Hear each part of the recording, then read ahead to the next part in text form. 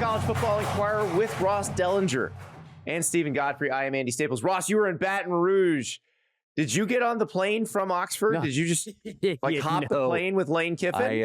I was invited on the Lane plane or the other plane, but I just drove, and so I spent about five and a half hours or so on the road, driving to a third different city in 3 days, as I continue to, it seems, follow the coattails of a one Lane Kiffin.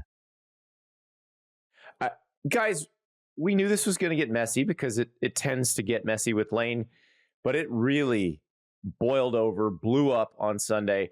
There was supposed to be a decision on Saturday. There was not. There was back and forth. They finally have a team meeting set for 9 a.m. Central Time on Sunday. It gets pushed to 1 p.m. Central Time.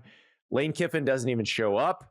2 planes come to get Lane Kiffin, and then whatever assistants are coming with him. He basically says, the offensive staff, you're either with me or you're out. You're not coming to LSU. Did I get it all, Godfrey? I don't even know where to start. Like, I have a picture on my phone of a bunch of Ole Miss fans at the Oxford private airstrip, just double middle fingering the plane as it goes away. Just means more. I don't often, well, that's not true. I often say I told you so. But for weeks on this program, I have said to anyone who would listen, this is going to go as long as he could draw it out, and he would make it about himself to the maximum amount of his ability. Now, Lane Kiffin is enabled by some pretty powerful people and has allowed a pretty wide audience. What we've seen, and what I'm about to say is pretty big, what we've seen is the biggest Lane Kiffin stunt in the history of Lane Kiffin stunts. I told you so. I told you so. I told you so. So what you're saying is you told us so. Yeah. I think you told us, Andy. This one, folks, was an all-timer. This will go down as one of the, look, in the ongoing, decaying moral rot of this sport, this is a Tiffany moment. Okay, guys? We spent an entire, Andy, I would say the better part of 2 weeks in a narrative battle, right? Once LSU and Florida really came to the forefront publicly with their offers and their courtship of Lane Kiffin, when we started taking planes places, and Ole Miss was on a bye week 2 weeks ago. Which, by the way, was 2 weeks ago? Yes. Yeah, it was the Monday. We really moved this to the main event. Yeah, pretty much. Yeah, I would say this overshadowed almost everything else in college football. I'm not going to act like people in Ann Arbor and Columbus cared as much as people in, maybe Tuscaloosa or Athens sort of watched with giddy. But this dominated all of college football because of the different messages and narratives, and we're going to get into all that fun stuff, okay? This got as big as Lane Kiffin could have ever dreamed it to be. And we are now left to argue, among many things, whether Lane Kiffin should have been allowed to stay as a head coach of a rival program. Yeah, that's the key. Hated rival. Yeah, the most hated rival, perhaps. Yeah. Yes. In the state of, look, I don't have to qualify this. I went to the school. There are many, many people who care way more about beating LSU than they do Mississippi State at Ole Miss. Yeah. Okay? Many people. That rivalry goes back generations beyond any of us. Okay? If you don't believe me, just look at the footage that they play before the game when they play each other in Baton Rouge and Oxford. Okay? We are left with this asinine, amazing narrative question posed by a lot of Lane Kiffin's friends, some might say enablers, or legal representation, or just friends, that he should have been able to stay in Oxford and coach through the playoff. I guess we can start there. There's so many things we could talk about here, guys. Andy, I don't know. Yeah. To me, there's not really an argument. If you disagree with me, stop me. But to me, there was never an argument because it's Ole Miss's thing. It's their football program. Mm-hmm. If their coach comes to them and says, I quit, and then demands to work another month, it's their right to say, no, you quit. You can't work here anymore. Nobody's going to argue you. No one in sane mind of body, except Kirk Herbstreit, yes, Reese Davis, yeah, Nick Saban, Mhm. Booger McFarland, anybody with Booger didn't say that. Booger went the other way. yeah, he did. Yeah, Wait, no, went the other Booger way was with it. Booger Booger was said- on our side on that. Booger said that he should be allowed to coach it out. He said it would be a shame for the players. And this is where we No, can jump that's not ahead. what What he if he said? changed his mind? Because the clip I saw, he Yeah. did not say that. Yeah, no, he was the other direction. During the halftime shows yesterday. said that. I saw it. I wrote about it. Yeah. Yeah. During the It's halftime just- shows yesterday. It was never a real argument from anyone, because if you talk to athletic directors or people who actually work in the sport, Yeah. they were like, no, you couldn't do Nobody. it. Now, You couldn't What's find anybody interesting to is- say they would allow that. Jon Sumrall and Eric Morris are going to play each other in the American Championship game. So Jon Mhm. Sumrall is the Tulane coach. Eric Morris is the North Texas coach. Eric Morris has taken the Oklahoma State job. Jon Sumrall has taken the Florida job. The winner of that game is going to make the playoff. Both schools that the guys are going to have said, you're welcome to coach your old school in the playoff. And both of the old schools have said, you're welcome to coach this team in the playoff. But here's my thing about this. If Tulane went to Jon Sumrall and said, we would rather you didn't, or North Texas went to Eric Morris if they win and said, we would rather you didn't, it is their football program and therefore their right to say that. And so when Ole Miss goes, absolutely not, hell no, we are not having LSU's coach our team, there's not an argument to be had. Yeah. It's over. Yeah. So why was It's, that argument posed? Because these people are friends of Lane Kiffin or acquaintances of Lane Kiffin, Okay. and they would like him to get what he wants. Why is that? I'm not going to indulge your conspiracy that it's CAA and ESPN. I'm sorry, I'm not. It's not. No. That's not actually where I'm headed. That's not actually where I'm Okay. headed. I'm writing about this tomorrow. He was definitely enabled by CAA adjacent clients and friends. And yeah, the college football circles get very, very small at the very top. Okay. And that's fine if I get to be, Chicken Little or called a conspiracy theorist on this. There's a bigger problem here. There is an idea that we can't seem to shake in the sport, which is that the coaches are so important. Gods? So important.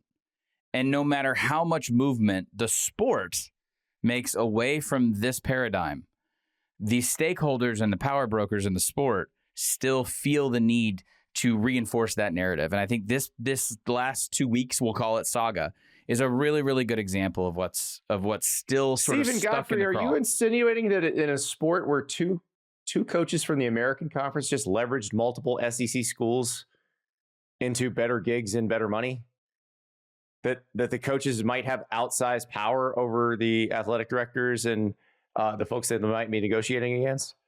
And this is, and I'm going to sit with this for a second. This is why, I took a swing directly at CAA because of I thought it was kind of weird that, Nick Saban operates this thing where he's like an analyst on the most important television show that covers the sport. Then he's also cited as the primary influence on. Lane Kiffin said, I'm going to talk to Nick Saban about this. But the funniest part about the Nick Saban saying let him coach to me was when Nick Saban was Lane Kiffin's boss. He didn't let him coach. He 7 fired years him. ago or whatever. He it was. fired him. Yeah. He fired him in the middle of a playoff run because he thought you can't do both of these things at the same time. And then he goes out and stumps for it on behalf of their mutual friends, Jimmy Sexton. And CAA happens to rep everybody on that desk. Just magical. Mhm. Okay, look. Yeah. We, to go back to the less conspiratorial part of this, we as a sport can't seem to shake this idea of gods and kings. Okay? There's no other sport in America that puts this much monetary importance on coaches. And I know what you're about to say. Well, look, you can be a millionaire coach in the NFL or a millionaire coach in the NBA. Oh, no, I'm not going to say that. I'm saying, you know what can possibly pop the balloon? Go ahead. National champion Pete Golding. Pete Golding goes and pulls a Steve Fisher. I had someone posit something to me in the middle of all this on the agent side. Mm-hmm. The smart people, and by people they mean universities or athletic departments or brands or teams or whatever. I'm gonna stop calling them schools because I think we're just about gonna give up that ghost here soon. Okay. They are now looking at the most successful way to build a program for the next 10 years of this sport, maybe the next 100, who knows. It is less of, we have to find a god, and a little bit more of a committee-sized effort, right? So it's not just your head coach anymore. It is a CEO style, kind of the thing that Dabo kind of promoted himself to be back 10 years ago. It's also the multimillionaire schematic-minded coordinator on both sides. That's 2 more people. Then it's also who's going to run the roster. Now, they have different names at different schools right now. It's GM some places. It's, it's who's running your money. And it comes down to, and then also you've got strength and conditioning too, because unlike the NFL, you have 18-year-old bodies and you have 24-year-old bodies, and those are vastly different things. And this is the sport of football being so physical at that age. It's quintessential that you get your strength and conditioning right. Just ask Texas A&M and LSU. So it's a 5-6 person committee effort. But the sport is still sort of measuring itself, and we in the media are still measuring it as there's this one guy who can come in and lay hands and turn water into wine. And that's going to bear out to not be the case here in the coming years, guys. Well, but can I say something that I think, to point in the direction of what you're saying, these smart people have noticed? Okay. Ryan Day is an excellent coach. Yeah. What's a big reason why Ryan Day is such an excellent coach? Because when he walked into Ohio State, Urban Meyer left, but you know who was still there? Strength coach Mickey Marotti. I don't know what they called Mark Pantoni then. I think he's called general manager now. He essentially invented the head of recruiting job that he has when he was in his 20s at Florida. And he's created something at Ohio State where he has the best job in the country and does the best job in the country at that. Larry Johnson, the defensive line coach, Brian Hartline, the receivers, like they were all there and stayed there after Urban Meyer stepped down. Dan Lanning takes over at Oregon. There were people like Oregon's kind of the one of the OGs of this. Like when Chip Kelly took over at Oregon, the best parts of Mike Bellatti's staff were right there to help him. Like it's not an accident that when you step into a good situation with people who are already there, already being successful, you are successful. Right. So it's not necessarily just the one guy. Now, Lane Kiffin's going to be an interesting case because he's going to step in at LSU where there is a pretty good defensive staff in place led by Blake Baker. That's probably staying intact. Lane will then fix the offense. I would bet, because it sounds like Kevin Smith, the running backs coach, is going to stay at Ole Miss. I would bet that Frank Wilson stays at LSU as the running backs coach. The king of New Orleans. Frank Wilson, important recruiter, important guy who knows everybody in Louisiana. Corey Raymond, the DB's coach, important guy who knows everybody in Louisiana. LSU 4 years, stayed good. 3 national title winning coaches in a row. Yeah. Because Tommy Moffitt was the strength coach. Right. Because Jack Marucci was the trainer. Like they had an infrastructure. Then Andy, let me post something back to you. If the infrastructure is so close in Baton Rouge, why are they going out and paying the highest dollar possible and buying on the highest Brian Kelly shelf wiped possible? it out. Brian Kelly wiped out the infrastructure. But no, I mean they've got the defensive staff. They've got Frank's there, right? Moffitt's not, but like we're really close. This is what I'm going back to philosophically. We said find your Elko jokingly on the show a lot, right? There is a philosophical divide right now, do you go out and win a headline and poach, or do you try and get this thing done by committee?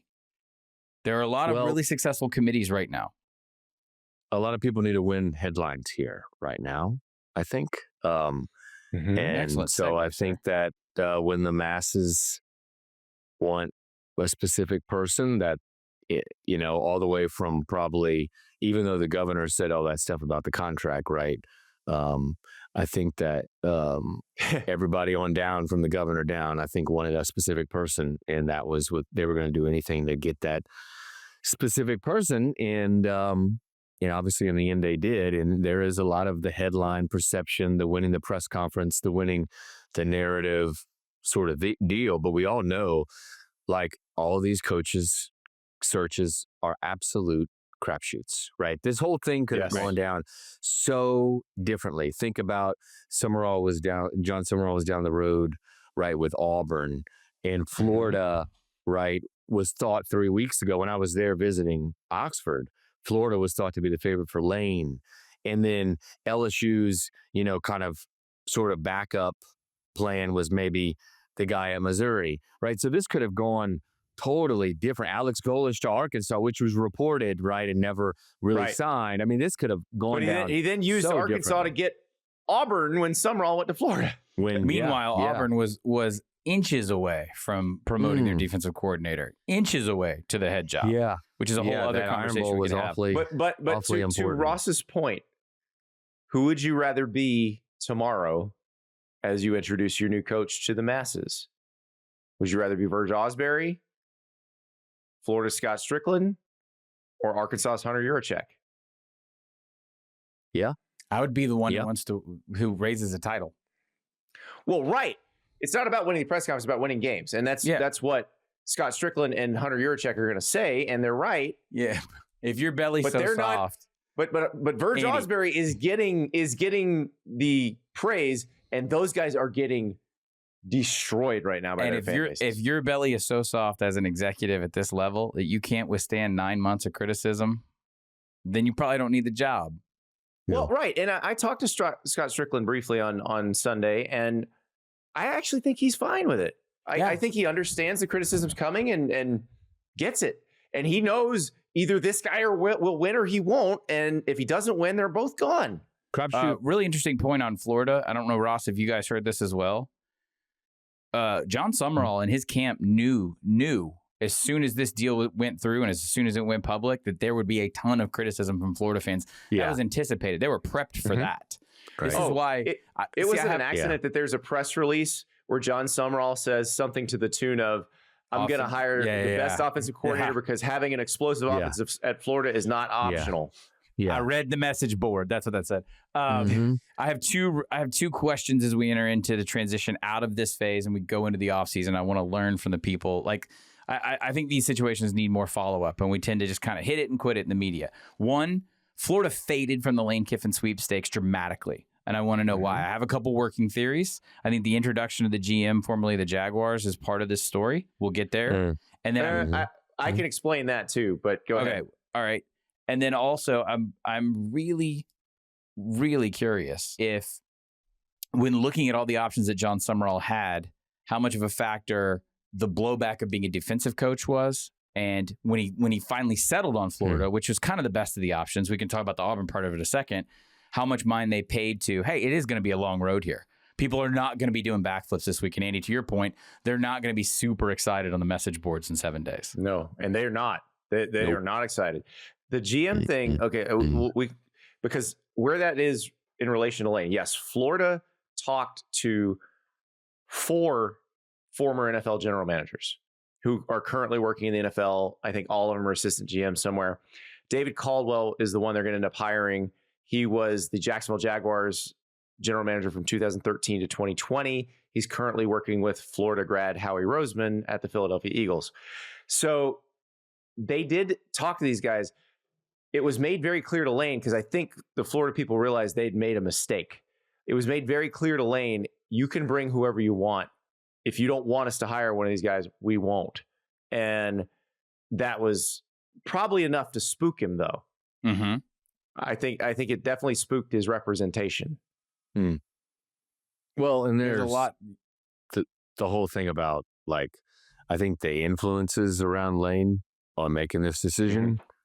I think every single one of them LSU told him to go to LSU. Yeah. And most of the ones he talked to, I think, not only told him to go to LSU, but told him LSU isn't just the best job that's open, it's the best job in the country, including one person who spent 5 years there and won a national championship. You know, who may show up. I think that probably went a long way into. You think Nick Saban's going to be on the staff? That decision. No, I'm in another person. Sorry. And Nick Saban, by the way, was just more than one person in that category.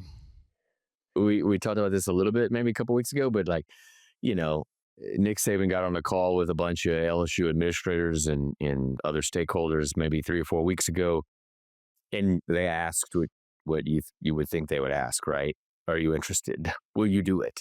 And he said no, but I will help, right? And the name he gave was Lane. I think the name he told the LSU people were, you need to hire Lane. And then he told Lane, you need to go to LSU. Yeah. And what does that say about LSU that they went to Nick Saban? Doesn't Nick Saban technically still have an office at Alabama?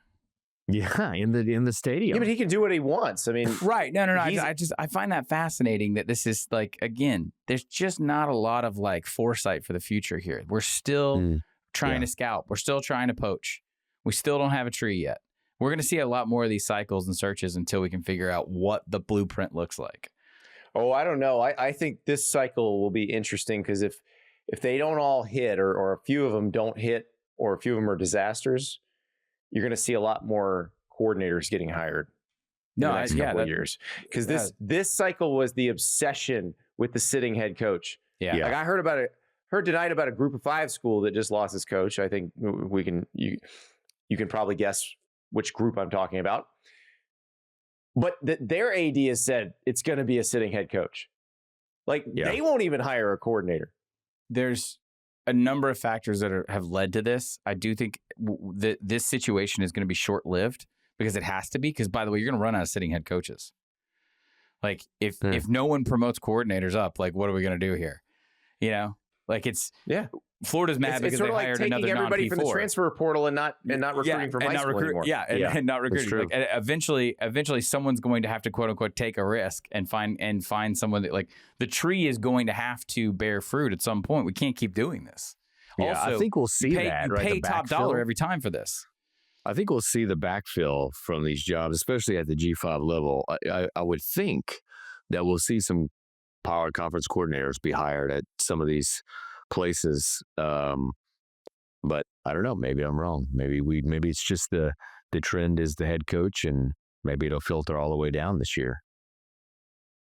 It is amazing to me because it's so expensive. And that's the thing we've been talking about is how do you get out from under these buyouts? How do you keep from getting the school on the hook for so much money? Well, the way you do that is hire someone with very little leverage as opposed to someone with a lot of leverage. And guess what? Ole Miss just did that. Ole Miss just hired a coordinator. They promoted Pete Golding. Instead of saying Pete Golding is going to be the interim head coach or the acting head coach, there's like, you're the coach, dude. Yeah, a lot of talk there about Joe Judge, who's also on the staff, former New York Giants head coach. But Pete Golding was the one who was probably the most, how I would say this diplomatically, vocally resistant to Lane considering LSU. He's sort of considered primary recruiter of the on-field coaches there. He is a Mississippian. He played at Delta State. His wife went to Ole Miss. Was not interested in making that move. This saves Ole Miss a little bit of money in the short term. Even though he was raised in Hammond, actually. Hammond, Louisiana. Right down from Baton Rouge. Yeah. So a lot of people were putting that together like he would go, but because of that. But I don't think he was ever going to go. Right? He coached at Steelers too, I think. Take you back to when Pete Golding left Alabama as the DC to become the Ole Miss DC. Now, the Alabama fans will tell you they thought he was getting run out, but he took the job thinking, oh, Lane is going to leave at some point, and I will be able to be the one who replaces him. And it did not seem that way at all. And then in a matter of hours, he was. Because I think if you'd gone for the acting head coach to get you through this postseason, it would have been Joe Judge. But Pete Golding is such an integral part of their recruiting operation and probably their most aggressive recruiter out of high school. He's a bridge coach. He's a bridge coach. Well, he can decide if he's Zach Arnett or not. No. I don't mean Zach Arnett. I mean, he could be Brent Key. He could be like some bridge coaches Marcus pay off. Freeman. Yes. He could be Marcus Freeman. Yes. This is exactly the same situation. Yes. Like the last time a coach of a top 10 program left to become LSU's coach, that coach also immediately promoted the defensive coordinator to permanent head coach. That's true. And it's probably the best coaching hire of the last 5 years. Yes. When I say bridge coach, not a pejorative. I'm saying that sometimes that pays off. Yeah. No. Yeah, sometimes it has a when you bad look at perception. Bridge. And it really like shouldn't. You're going to be out in 3 years, right? Because you're going to fail. Well, I think it has a bad perception because people assume that there's an expiration date, like Ross just said, or they assume that it's done with a short-sighted mindset of saving money and working on temporary recruiting. Right. But Pete's been in the system, to Andy's point, for so long, it made more sense. Also, who are they going to get right now? Who are they going to go get in this cycle? Yeah. Well, and so that was obviously an issue. Was following the Sumrall Florida thing, knew they were close, but Sumrall had not pulled the trigger as of bright and early Sunday morning. But then Ryan Silverfield gets hired at Arkansas. Alex Golesh then gets hired at Auburn. Those two things were related. The Auburn part was related to Sumrall. I asked somebody at Florida a question. Do you think he's waiting on Ole Miss to see if he can either make a decision or leverage more out of either one of those two schools? Because Ole Miss, from what we were told, their first call would have been Jon Sumrall also, had this been less messy. But I was told by the person I asked, no, feeling pretty good about it. And that's when I checked with more people and was like, okay, no, they've got to sign a piece of paper now. And then it was on. If the Golding thing doesn't work out and Ole Miss fans are furious at the way that they were left at the end of the cycle, it will be because they did have conversations with Jon Sumrall, specific conversations. He had conversations with people on staff about how the NIL worked, but the timing and that extra week draw out. Remember, we had deadlines on deadlines on deadlines with Lane, right, Ross? We had all kinds of deadlines. We had a bye week too, folks. We had a bye week. Think about how things all that would be different 10 days ago had Keith Carter and the Chancellor, which a lot of us thought and a lot of Ole Miss people thought they would do it then before the Egg Bowl and say you have to sign or you're out. Like you got to. And if they had done that, could they have a different head coach now?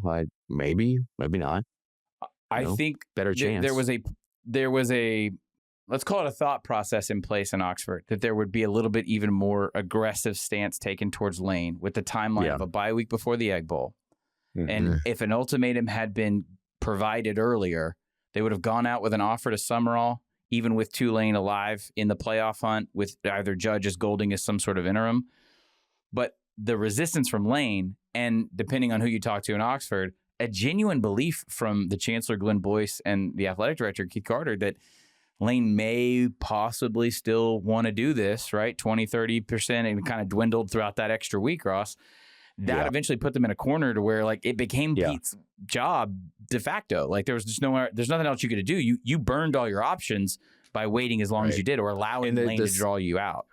The cycle was so accelerated this year that you just couldn't wait that long if you were going to get somebody. You felt that way for 3 or 4 weeks that it was going to be a very quick process because of how accelerated the cycle was, because of just the trend of the calendar and all that other stuff that we could get into. So it was just so accelerated. I think that when you look at what happened Saturday night at the Chancellor's house and the meeting, it's pretty clear to me, like after that meeting, right, that's when things started being finalized with LSU.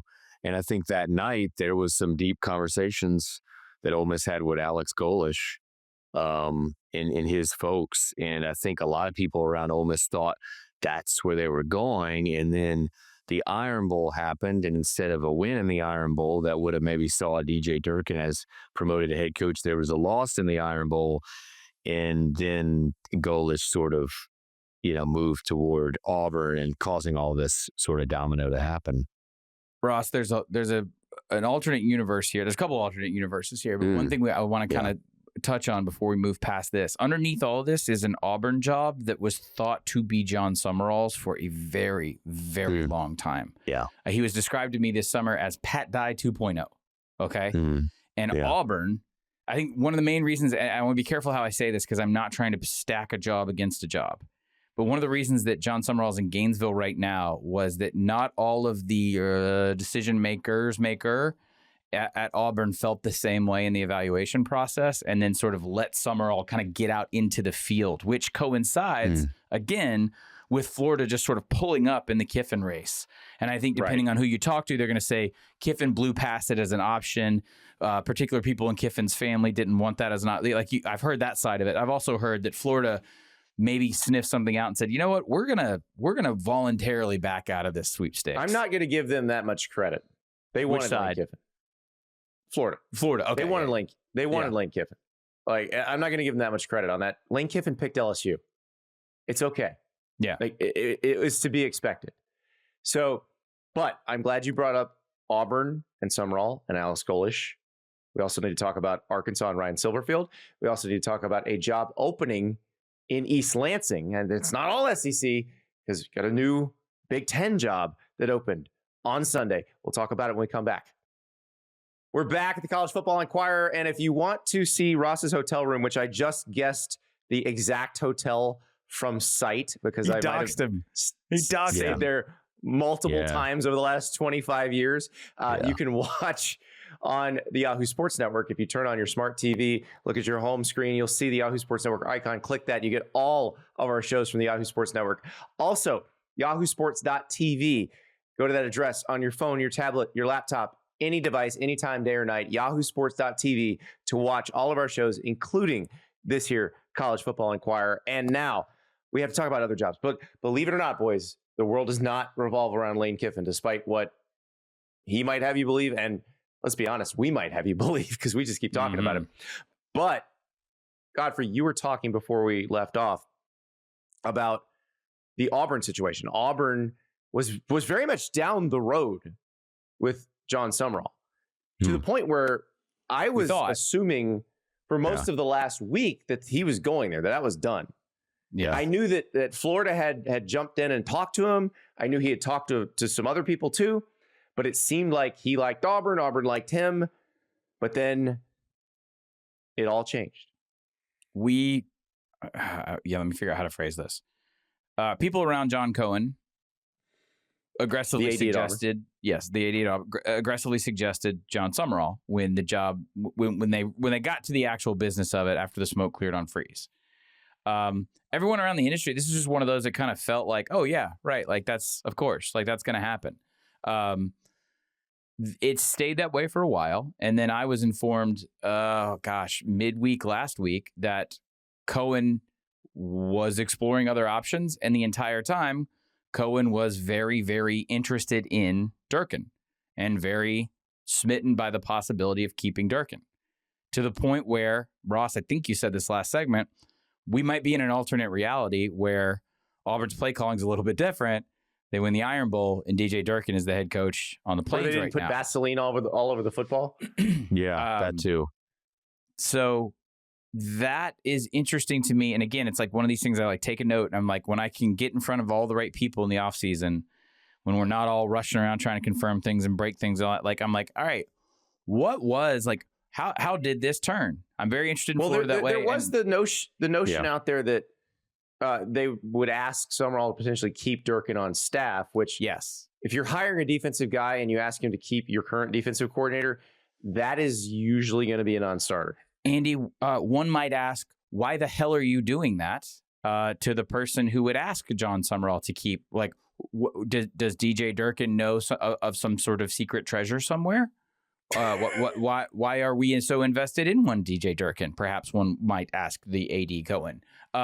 So that conversation started about midweek last week. And then you got the feeling that, again, as the Lane thing went above everything, not above, and I'm just saying in a different way, everybody's mad about whose job's best. But everybody's waiting on Lane. Yes. To make his decision. Yes. Yeah. You got the impression in conversations that Sumrall had that Camp Sumrall had expanded out and sort of met Florida at a position where talks intensified between Lane and LSU. Mm-hmm. Ole Miss was the only other thing in Lane's orbit because he was physically there. And then all of a sudden, Sumrall and Florida kind of found each other, which is when the conversation started as well about like, hey, defensive G5 head coach. This is not going to be the world's greatest press release moment for Florida. And I am scared to do this. I don't do this. I don't give grades. I don't say anything. I do think Sumrall's a pretty good coach. I would caution Florida fans against judging Jon Sumrall against Billy Napier or the ghosts of your past. He's not Will Muschamp either. However, that was where we got back to the whole idea of like, this is going to be a little bit of a tough sell for Florida, but the two parties individually felt really good about the potential. Right. And Sumrall, to his credit, understood that and didn't fight it, didn't push back against it. Because that's where that would fall apart is if you're like, well, I don't care if they like me. I like, no. Yeah. You play ball with them and then you win some games, they'll love you. Like that is the ultimate, like with this one, the Arkansas fans are mad about the Silverfield hire. Mm-hmm. If they win games, they will forget all of that. Sure. They will love you. They will worship you. If you lose games, they will want you fired. Brian Kelly, LSU won the press conference. They started wanting him fired. I'm not talking about the fan base in year 2. Well, that might still apply in Baton Rouge. Yeah. I think Lane's going to be good there, but not to get back to Lane. I think Lane is going to be good there for sure. I think Lane is going to be great there. But I think in all things LSU, I think these things are very temporary. I think things burn very bright on the bayou and they burn very quick. And I also think that like Lane's situation is more tenuous than people realize. And yeah, that's a whole other conversation. I don't want to go back to our main topic. Let's go to Auburn hiring Alex Golesh, who earlier in the week was presumed to be headed to Arkansas. Yes. What's funny about the Arkansas Golesh and how close they got, and the Auburn Sumrall and how close they got, Golesh's wife is from, I believe, Fayetteville or Arkansas. And in fact, I think the family went back there for Thanksgiving. Sumrall's wife graduated from Auburn, and he's obviously from Alabama. And then these two things didn't happen, right? Which is sort of fascinating in how the dominoes fall. And I know when the early report got out that Golesh had agreed to the Arkansas deal, and there's been a lot of like this cycle more than ever, guys. I don't know why, but maybe it's just because it's so accelerated, like we talked about. But there's been a lot of like agreeing to a deal, agreed in principle, and then it just doesn't happen because you didn't sign, and it just doesn't happen. So there's been a lot of that. I feel like this cycle. I don't know why, and that certainly happened with Golesh in Arkansas, and it certainly happened with Sumrall and Auburn. So Golesh, coming from USF, former Tennessee offensive coordinator under Josh Heupel, brings that offense to Auburn. Hugh Freeze actually tried to run that offense with Philip Montgomery, but it's fascinating to me because that offense is now all over the place. Lane Kiffin will be running it at LSU, a version of it. Mississippi State runs it with Jeff Lebby, and Auburn will be running it with Alex Golesh. And we don't know who Sumrall is going to hire yet, but from what I've heard, there are a couple potential options that run that offense, which is the old Art Briles Baylor offense. Mm-hmm. So it could be like half the SEC by this time next year. Yeah, maybe we also talk about that in the offseason. Tennessee runs it too, by the way. The bones of it's like the bones of it. It's like saying now you run spread. Like remember, I mean, at this point, it's the facets of it are in almost every offense in college football, save for like a very small amount.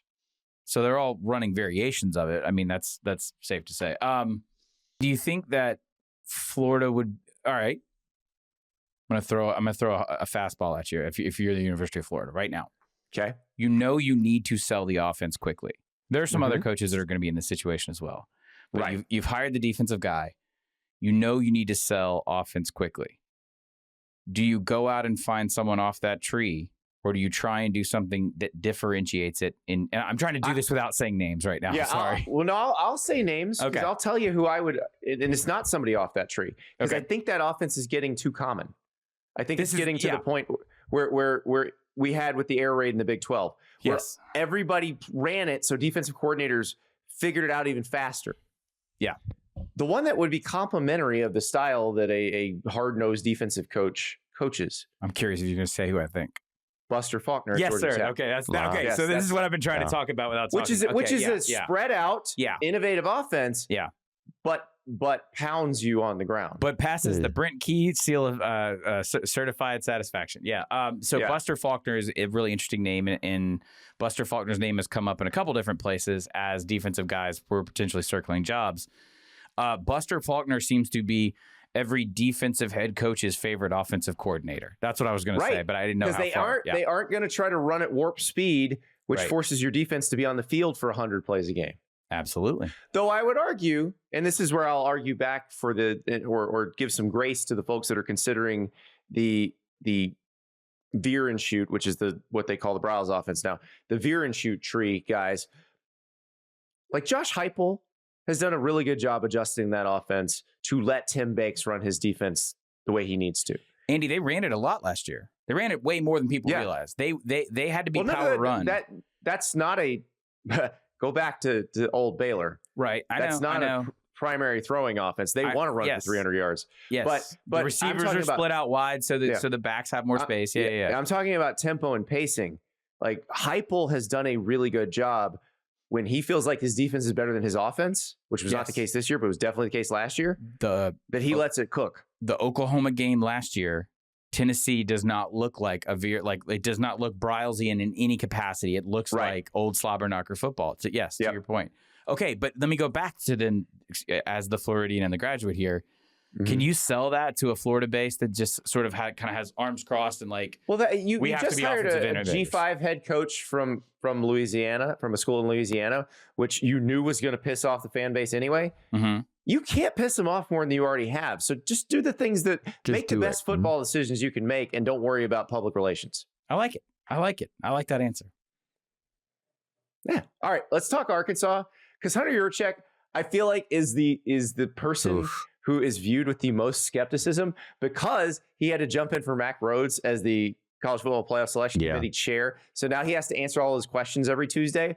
So you have that, and now he's got a coaching search that has now concluded, where this is another one I don't like. Ryan Silverfield's a hell of a coach. Like you talk about the FFC Godfrey. Yeah. This guy's definitely an FFC. Okay. I was not going to give him that title. You disagree I with trust me you. on that? Okay, No, I don't disagree. I don't disagree. I just it's not just my title.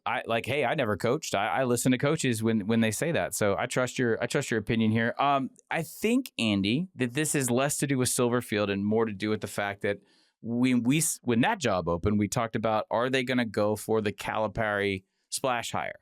The basketball coach on Calipari, who they wooed or maybe got him when he was going to get fired from Kentucky. I don't know. I don't cover basketball. But there was this idea that Arkansas was trying to level up again in terms of winning a press conference. And from what I was told, Arkansas went out early after they fired Pittman. They took a couple big swings and talked to the people who were not interested. Then they kind of did like the G5 speed dating. So it was like Eric Morris, Golesh, Silverfield. Then there was like another round, because I mean the job was open for a while, where they were kind of knocking on doors of sitting P4 coaches, being like, "Are you happy? Are you happy in this relationship?" And so I think it was kind of a momentum free hire where they went back to sort of the early middle of the search. And Ross, I don't know if you heard something different, where I just feel like it was a name that kind of came and went in terms of the buzz around the job, and so it was a little anticlimactic to a lot of people. Yeah, I think it's like expectation level with a lot of these hires, right? What do the fan base expect at the beginning? And I think also this fan base specifically saw what Virginia Tech did, and they're like, "Oh, that's what we expect, right? We expect." How come James Franklin didn't come to us? Right. And well, again, we could all tell them, right? There's a pretty good reason why, and it's that your path to the playoff is like triple as more difficult at Arkansas as it is at Virginia Tech, and so it made, and just geographically, obviously for James Franklin, it made a lot more sense. Morris taking the Oklahoma State job, the path to playoff contention at Oklahoma State is less resistance than the path to playoff contention at Arkansas, even though Arkansas can pay you more money. Sure. I'm sorry, I just got completely lost in the idea of James Franklin and Hogville coexisting in the same place. The message board that invented foiling your coach and James Franklin. Whew, Lord. That would have been something. I just want to see him calling the Hogs. Like that's all I want to do is envision all of these guys calling the Hogs. Ryan Silverfield will call the Hogs fine. He won't be awkward like Petrino was. Andy, you mentioned something I want to go back to really fast. In a lot of searches and evaluations, like the name Eric Morris and Ryan Silverfield held about the same like weight and esteem at a lot of open jobs. Now that they've both gone where they've gone, it's interesting to evaluate. Well, you're going to have more money because you're P2, because you're SEC, right? Right. But Ross painted a very accurate picture. You are SEC and you are P2 and you have this and Walmart this and that, but damn the path you walk. I'm curious 5 years from now, and the reason I'm bringing this up is because Morris and Silverfield in a lot of these job searches felt interchangeable, according to people like that were looking at various places.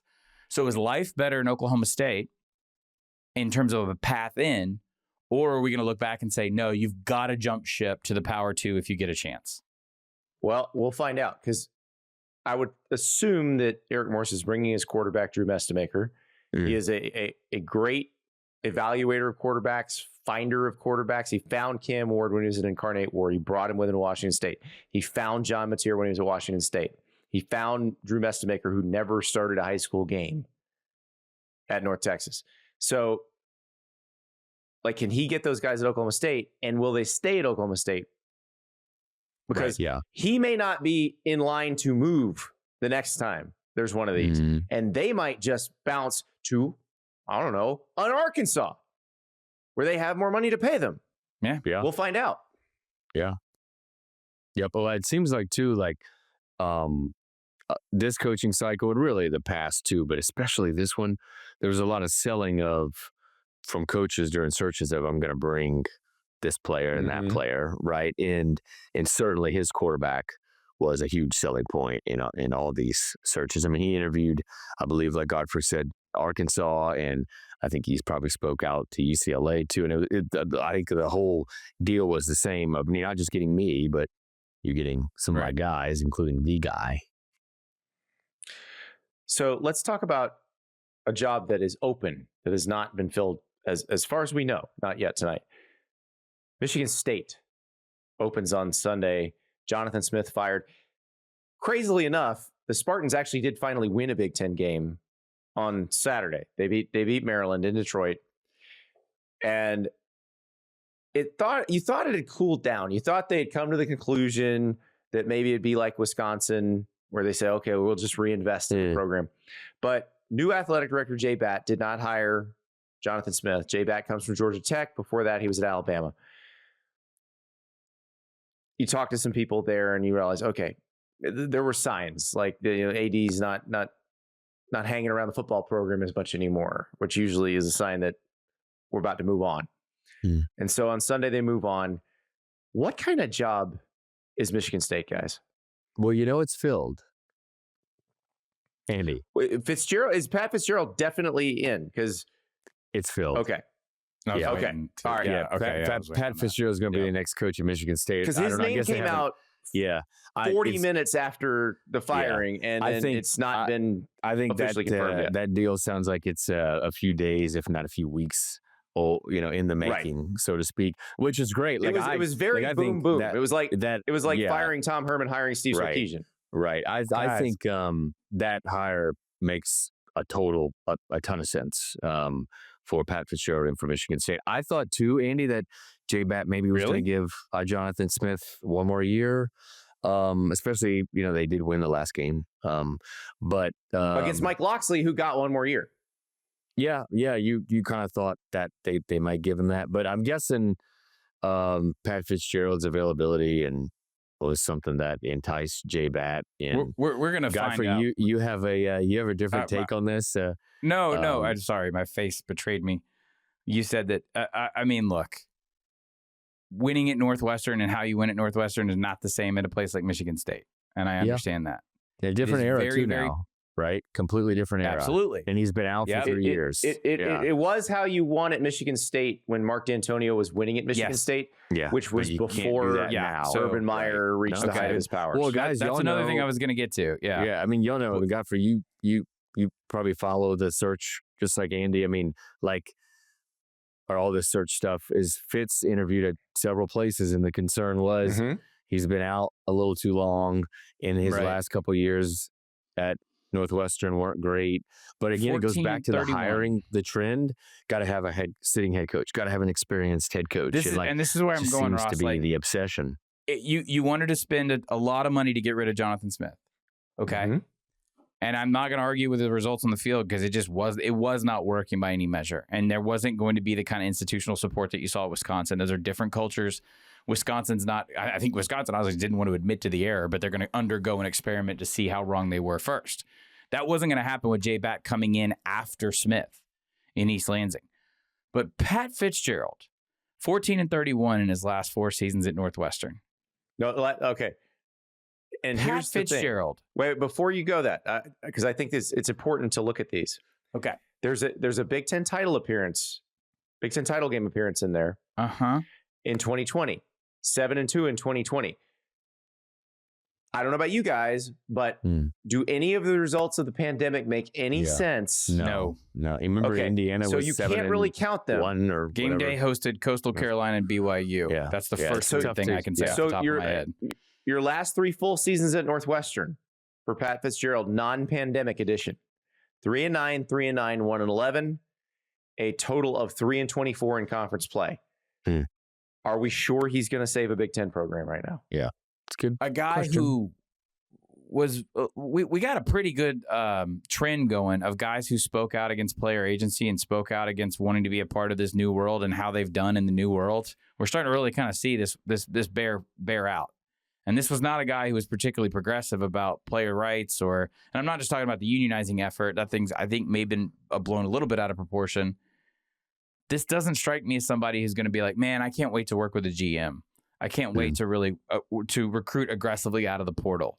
This doesn't seem like the guy you spent all the money to fire Smith to get. Now, I know you inherited Smith if you're Jay Batt.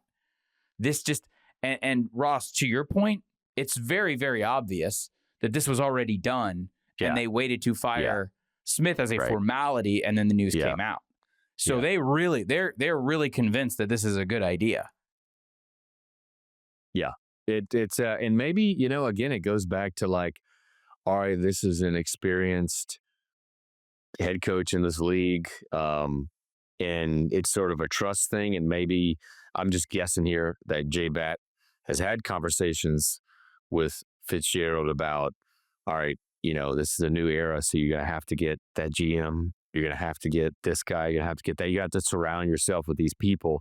And I know with Arkansas and Penn State, at least those 2 jobs that he interviewed for, that was a big selling point for him. Remember, he did the big ESPN thing too, right?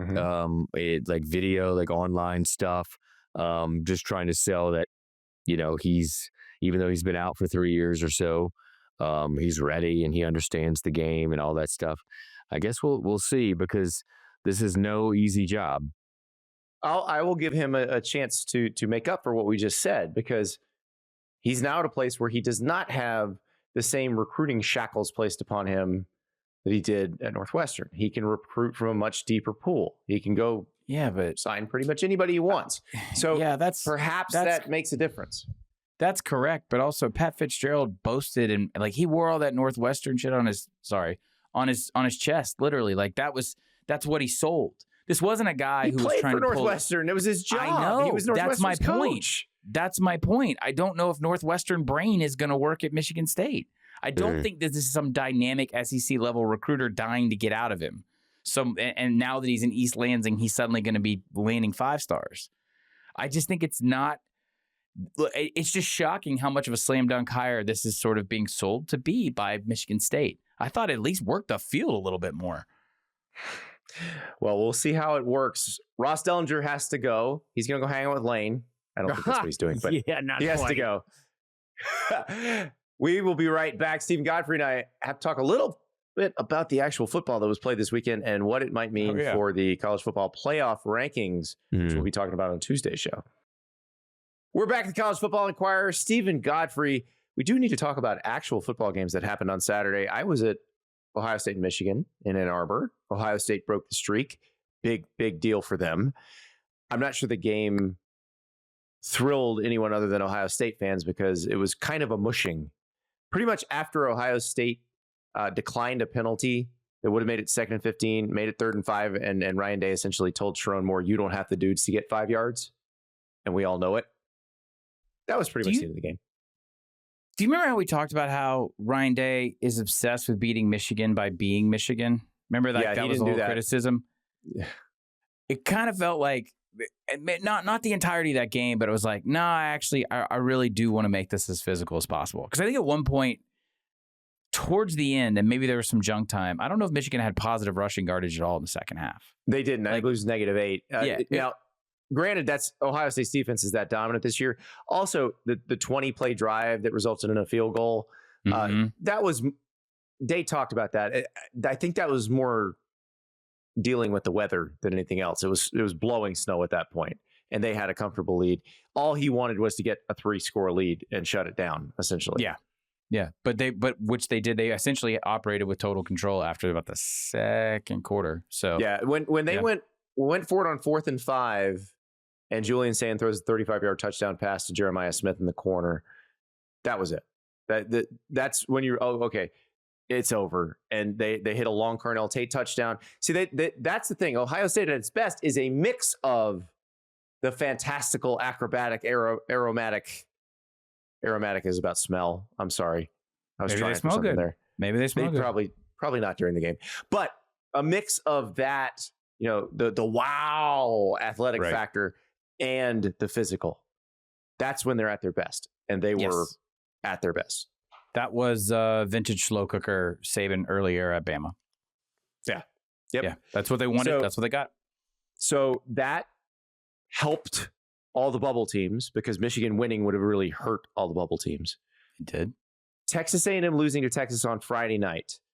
That's the one that has the most effect on the upcoming college football playoff rankings. And we don't know where A&M is going to fall. Do they stay above Oregon? Do they fall below Oregon? I think that's kind of the cut line there. I think they'll probably be below.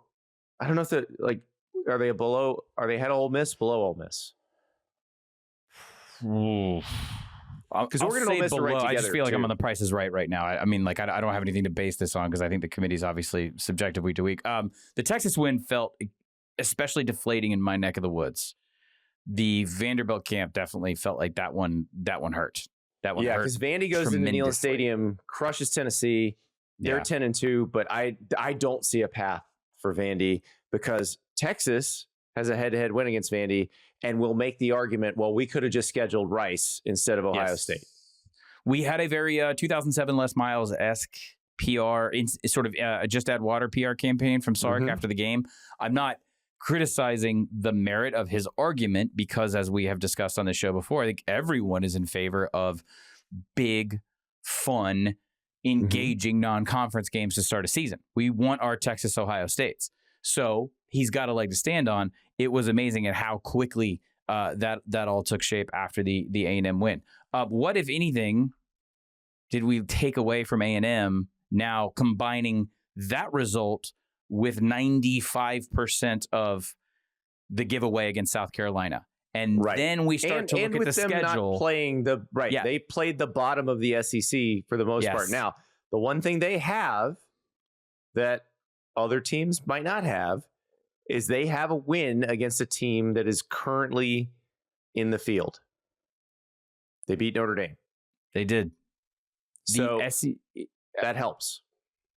It is mind-boggling to try and understand where we're going with this sport because the postseason has never been better. We want to tamper with the postseason, but A&M may be other than what we just talked about with Vanderbilt being out and sort of understandably being out, which sucks to say, A&M's resume, having gone through, and you were undefeated going into Thanksgiving weekend in the Southeastern Conference with a very credible out-of-conference scheduling effort, right?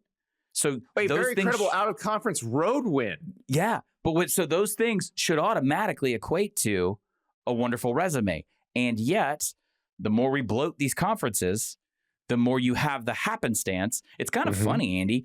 We're looking at A&M the way a lot of people have looked at some Big Ten teams in recent years. How they looked at Indiana last year. Yeah. Wow. Or Oregon this year. Yeah, you sure did duck a lot. We have how many weeks in a row did we hold it against Oregon? Well, you can't lose to Iowa because then what would your resume look like? You gotta beat USC because then they could leapfrog you. A&M at any point now in hindsight, I think the undefeated part of this, Andy, kind of gave us blinders. At any point down the stretch in October, one loss I think would have knocked them out far further. I don't know if my English or my grammar's correct there, than we realize now in hindsight. Because when you take Notre Dame away, what's their best win? Missouri on the road. Probably Missouri on the road. Okay, Missouri on the road. It's hard. It's hard to come to terms with that. And this is a team that was penciled in as a top 4 seed for the better part of October and November. Yeah, but the thing is, it's also hard to go undefeated, and Indiana made the playoff at 11-1 last year with a schedule that was not nearly as daunting as what Texas A&M played this year. And they had lost to the best team they played. So I think A&M's fine. Like, they're going to make the playoff. Mm-hmm. But if I was Notre Dame and if I was Alabama, I'd be somewhat concerned because right now there's only 10 spots. There's 10, the at-larges stop at 10 because you'll have 2 conference champions at 11 and 12. And we're going to talk about that in a second too. Yeah. But if BYU wins the Big 12 championship game, I don't know if Texas Tech is going to get knocked out of the field. No, I would argue they would not be. So I think that creates a bid thief situation, which means Alabama or Notre Dame is a problem. Where's Oklahoma in this world? Oklahoma is still in, but Oklahoma is also being compared against those. Now, Alabama, to further complicate matters, has a chance to also earn an automatic bid. If Alabama beats Georgia in the SEC championship game, they are in. So the nightmare scenario for Notre Dame is BYU beats Texas Tech and Alabama beats Georgia. Not impossible. BYU feels it could happen. Less likely. Yes. The Texas Tech win feels very likely. Oklahoma I brought up because they have the wonderful injury caveat in the resume. Mm-hmm. I don't know how much grace they'll get for that, but it is 2 losses in 3 games against against a team that in Texas is sort of a playoff in consideration, a nominee, and then a playoff lock. Yeah, and then a playoff lock in Ole Miss. Then I think about, all right, well, you beat Alabama, and we sort of vaulted him back into the conversation. But I was watching the LSU game, not against my will, even though it was ruddy football, and I'm sitting here thinking, well, is style point still a thing? Because this looks a lot like that Missouri win.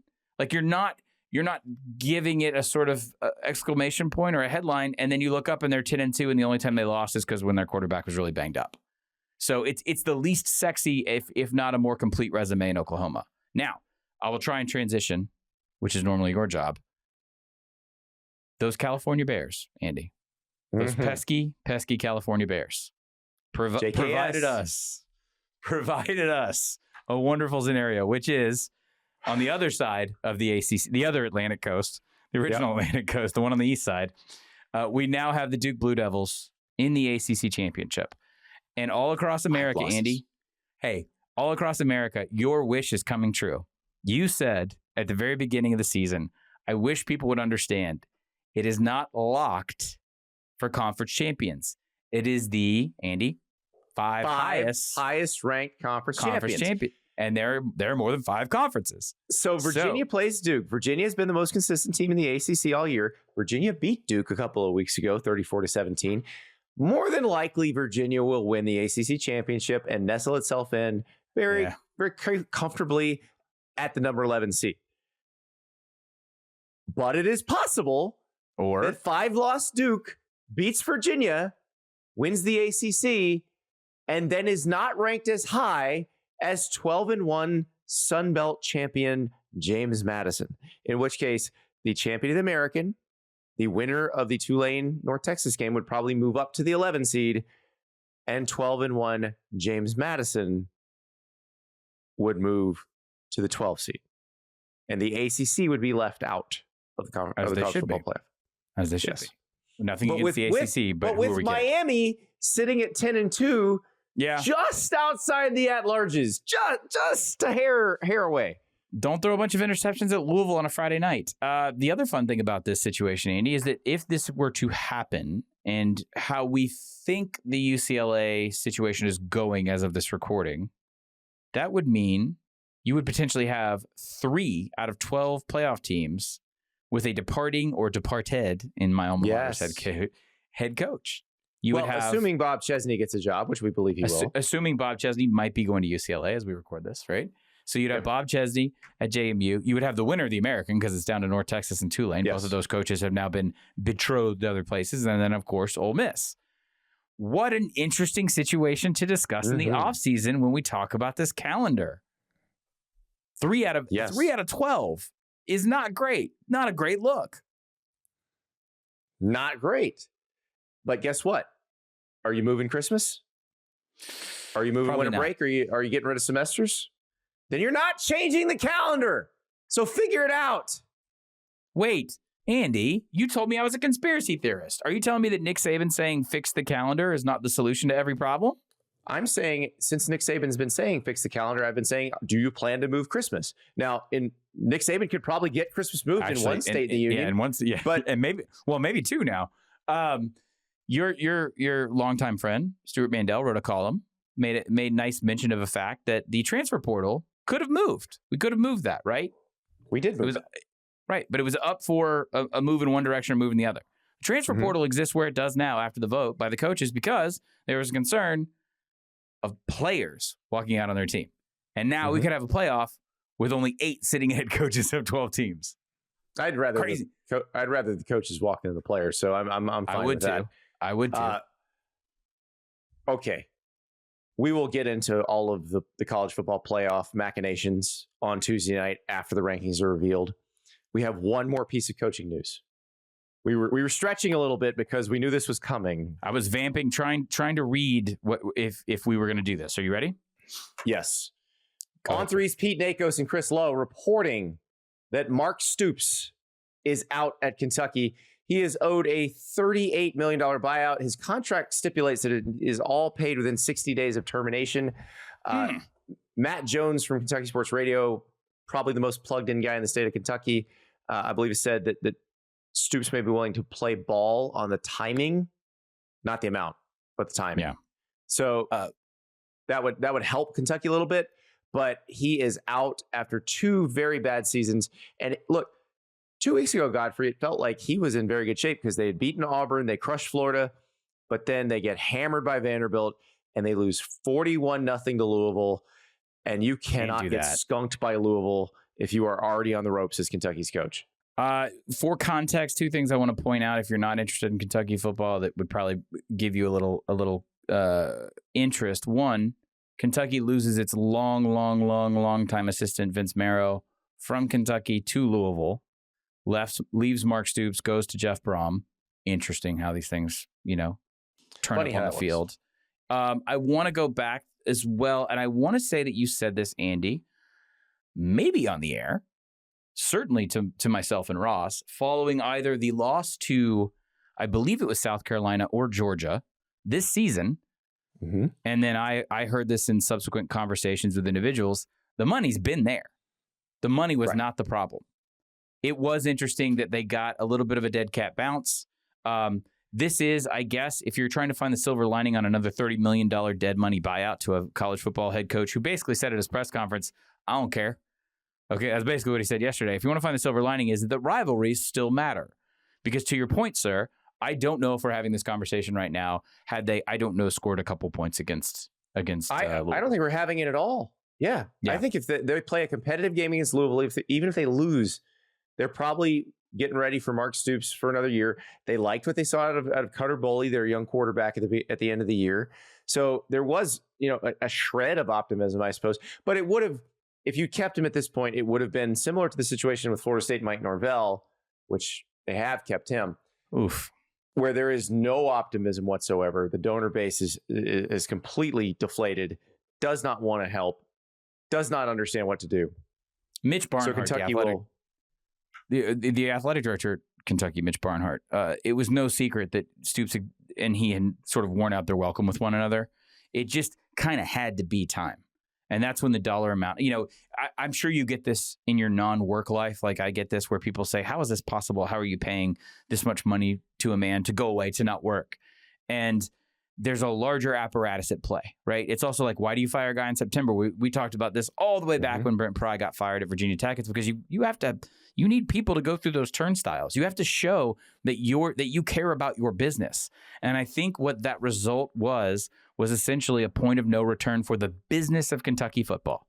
Okay? And I want to be clear here as we go home on this. Like, it's different than some of I said at the beginning of the show, some of these ADs have a soft belly if they can't withstand criticism. What I meant was make your choice, hire a good coach, and withstand the criticism from the internet trolls. This was sort of the exact opposite, Andy. you kind of had to do something here. This is your job. This is your brand to protect. Mm-hmm. And now they have to find someone in a market where the musical chairs game, like you just added a chair when everybody walked away from the game. So now here's the thing. There is a native Kentuckian out there who is a coordinator. Our producer TJ is not going to want to hear this, by the way. I know where this is going. Is an Oregon grad. Yep. He's already going to lose his defensive coordinator, Tosh LaPoy, because Cal's going to hire him. Yep.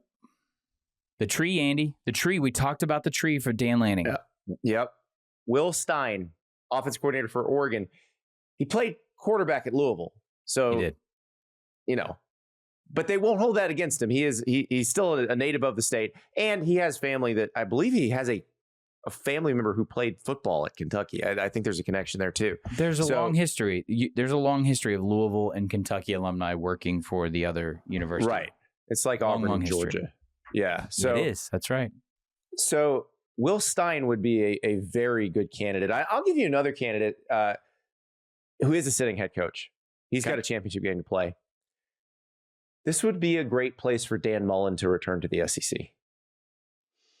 That's not where I thought you were going to go, but I really like that conversation. Because he's not at Florida where you're expected to compete for national championships and recruit like you're competing for national championships.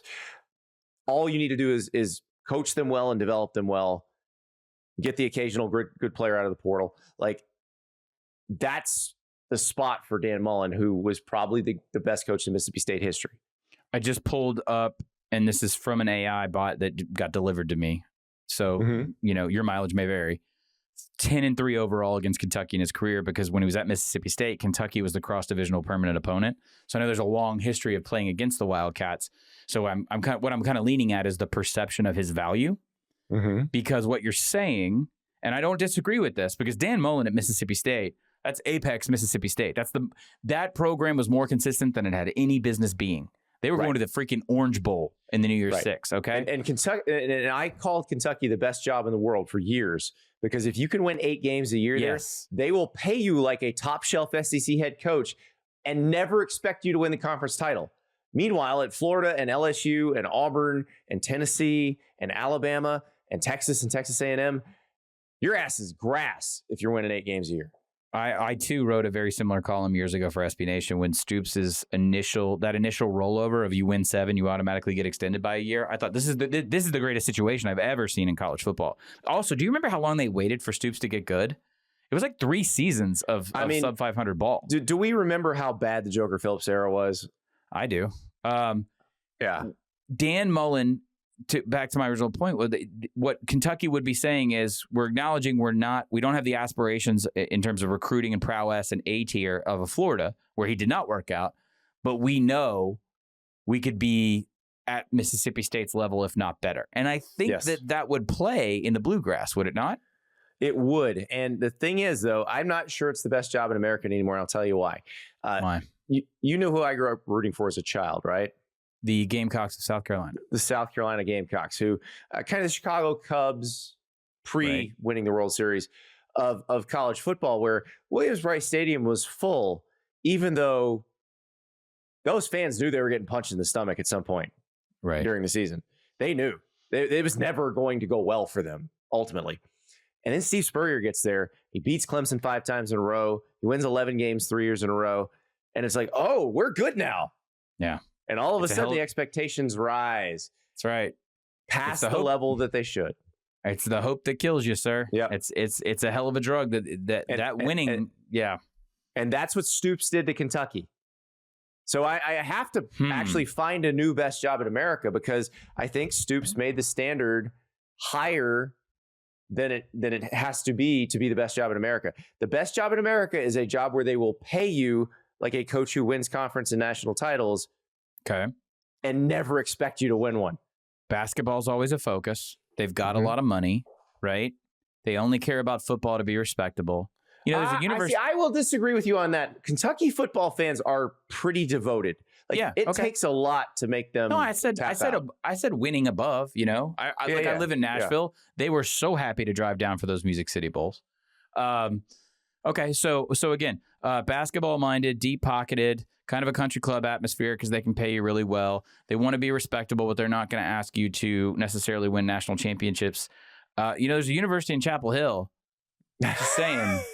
Just saying. And you know what just happened? Hey, Andy, they just made history this weekend? They were getting mad at Larry Fedora and Mac Brown when they would win 8-9 games and then not repeat it immediately. Hey, North Carolina, you could have had Florida's head coach last year, but you hired a guy who just made history for the first time, I believe, since 1989. They lost to all the North Carolina schools in the ACC in the same season. Bill Belichick, ladies and gentlemen. All right. That job not open. Shocking. Yet. Seemingly all the other ones did. So yes, the former greatest job in college football now open. Kentucky looking to hire somebody. Michigan State open and closed. Do we think anything else has come? Can we sign off, Godfrey? Can I sign off with one mention of one thing? Because I feel like we're going to get yelled at. Yes. We haven't even talked about the fact that Penn State hasn't hired a head coach. Oh my God. Yeah. I used the Judge Smales gif on Penn State earlier on Sunday because I was like, when all the Lane dust settles, we're all just going to stare at Penn State and be like, well, we're waiting. Guys, y'all awake? Yeah. You're only one of the premier programs in the sport. Man. We would like to know who you're going to hire. Quit. James Franklin is winning this PR battle. What are you doing?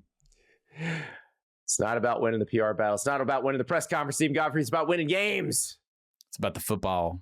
Get yourself an FFC. On Tuesday night, we'll talk about the teams that have won the most games and the ones that have won almost the most games and where they all fall in the college football playoff rankings. And who knows, maybe we will know the identity of Penn State's next coach by then. And maybe the carousel will spend a little more because, good Lord, Sunday was a breakneck day. So breakneck that we pushed this thing to pretty late at night and still got a firing at the end of the show. Good night, everybody. We love you.